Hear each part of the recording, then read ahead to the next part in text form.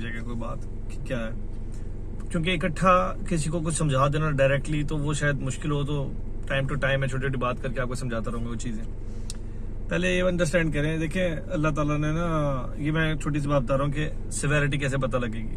अल्लाह कुरान में एक बहुत बड़ी आयत है, उसमें अल्लाह कहते हैं, लोगों को रेफरेंस में पता होगा, बहुत से लोगों को जो जानते हैं कि अल्लाह कहते हैं आप कबायर से बचो, आपके सगायर में माफ़ कर दूंगा। अल्लाह ताला रहमत और करम करने वाले हैं, इस्तग़फ़ार मांगना चाहिए अल्लाह ताला से। तो अल्लाह ताला कह रहे हैं कबायर से बचो, बड़े गुनाहों से, तो छोटे मोटे गुनाह होते हैं वो अल्लाह ताला माफ़ कर देंगे। देखो इसकी इसी का सीक्वेंस आपको कुरान में बाकी भी मिलेगा, आपको इसी के शवाहिद और देखो कि इस बात की कैसी शवाहिद है।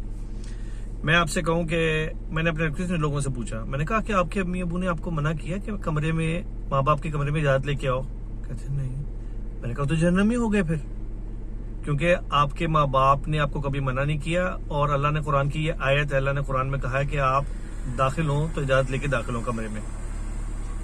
तो उसने कहा मुझे कि यार ये ठीक है, लेकिन इसमें मुझे बताया नहीं कभी। फिर मैंने अपनी माँ बाप से पूछा, मतलब अपने मम्मी अबू ने भी मुझे नहीं कहा, दूसरों ने भी नहीं कहा, किसी से पूछा, लोगों ने अक्सर को नहीं कहा होता, शायद नादिर किसी को कहा हो, रेगुलरली नहीं कहा मैंने। जब किसी को मैंने बगैर बताए पूछा ना, वैसे ही रैंडमली, तो उन्होंने तो नहीं कहा।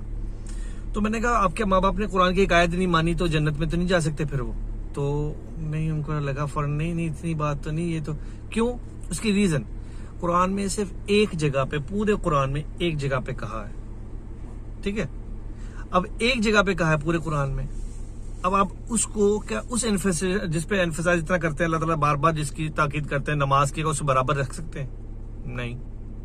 समझ आ रही है? कॉमन सेंस आपको बता रहा है। फिर कॉमन सेंस ही देखें, मैं आपको कहता हूं, मैंने लोगों को देता हूं कि मैं आपको कहता हूं यार मुझे पुप्पू ना कहा करें, पुप्पू ना मेरा निकनेम है घर वालों के लिए, आप ना मुझे पुप्पू ना कहा करें। तो वो कहेंगे पुप्पू क्यों ना कहूं? मैं कहूँ ये बस ना कहा करें। अच्छा ठीक है, खत्म होगी बात। एक बंदे ने मुझे कहा पुप्पू, मैंने कहा मुझे पुप्पू मत कहना, अगर कहा तो मैं तुम्हारे से दोबारा शक्ल नहीं देखूंगा, मैं जॉब ही छोड़ दूंगा, अपने कुली को कह रहा हूं मैं, और मैं तुम्हारे से रिश्ता नहीं रखूंगा दोबारा। अब पहली वाली बात सख्त है या दूसरी? पहले को तो मैंने कहा खाली या ना कहा करो, दूसरे को क्या कहा, अगर कहा तो ये करूंगा वो करूंगा। तो मतलब समझ आ रहा है आपको? इसका मतलब है कॉन्सिक्वेंशियल, यानी अगर ये किया तो एक हुई कि देखें अल्लाह ताला सूरह लुकमान में कहते हैं जोर से मत बोलें, जोर से तो गधे बोलते हैं, तो गधों की आवाज अच्छी नहीं होती, सजेशनल। और दूसरे को क्या कह रहे हैं?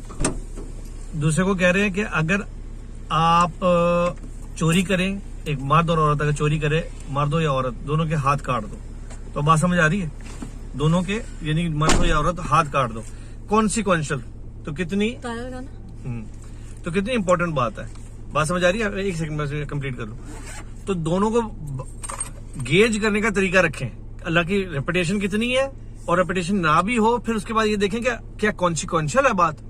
ये बात समझे? मैं आगे आपको फिर रोजाना लेके जाऊंगा कहीं ना कहीं को बात, आगे मैं जो बातों पे लेके आना चाहता हूँ इंशाल्लाह ऐसा लेके जाऊंगा, क्योंकि एकदम हजम नहीं कर सकते लोग ना गुस्सा कर लेते हैं, यार तुम्हें ज्यादा पता है इंसान को, ये वो इस तरह की बातें करते हैं, और तुम्हारी तो यूं है, तुम्हारा तो फलाना है, तुम्हें पता क्या है, तुम्हारी तो दाढ़ी नहीं है, तुम फारिग हो। तो इसलिए मैं आपको पहले ये अंडरस्टैंड करें बात कि अल्लाह ने कुरान में कैसे कहा हुआ है कि इसने किसी पे तोहमत लगाई है 100 दुर्रे, जानी है उनको दुर्रे, लैशेस, फ्लॉगिंग। तो ये बात याद रखना है आपने, ठीक है? सीक्वेंस याद रखें कि अल्लाह ताला किस तरह कहते हैं, उनकी शिद्दत कैसी है। अस्सलाम वालेकुम।